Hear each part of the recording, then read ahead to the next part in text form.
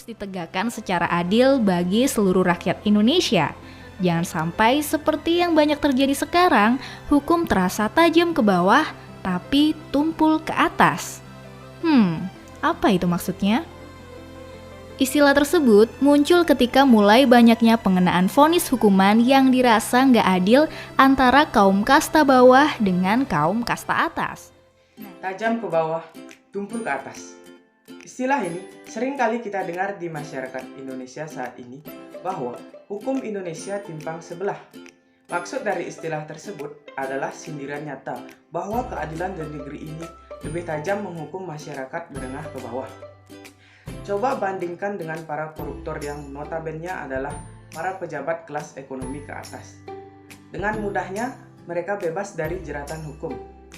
Berbanding terbalik apabila masyarakat kelas menengah ke bawah yang terjerat hukum akan diproses sampai habis. Penegakan hukum berbagai kasus di negeri ini seringkali mengingkari rasa keadilan yang menyengsarakan masyarakat. Diskriminasi hukum kerap dipertontonkan aparat penegak hukum. Fenomena ketidakadilan hukum ini terus terjadi dalam praktek hukum di negeri ini, seperti pada kasus Nenek Asyani dengan kasus Setia Novanto, yang dimana pada kasus Nenek Asyani dengan tuduhan mencuri kayu jati divonis hukuman 1 tahun penjara dan denda 500 juta. Sedangkan Setia Novanto yang melakukan korupsi proyek EKTP yang merugikan negara sampai 2,3 triliun hanya divonis 15 tahun penjara, denda 500 juta, dan dicabut hak politik selama 5 tahun.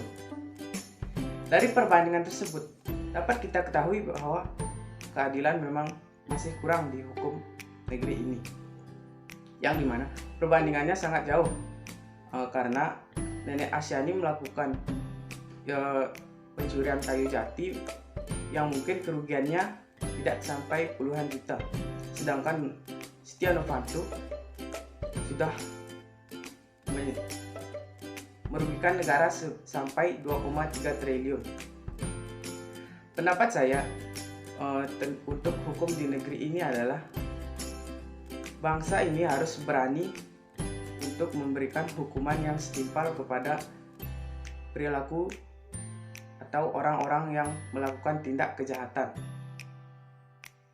Karena jika kita tidak melakukan atau memberikan hukuman yang setimpal dengan apa yang sudah mereka perbuat, tentu saja mereka akan mengulanginya kembali atau mengulangi tindak kejahatan itu kembali.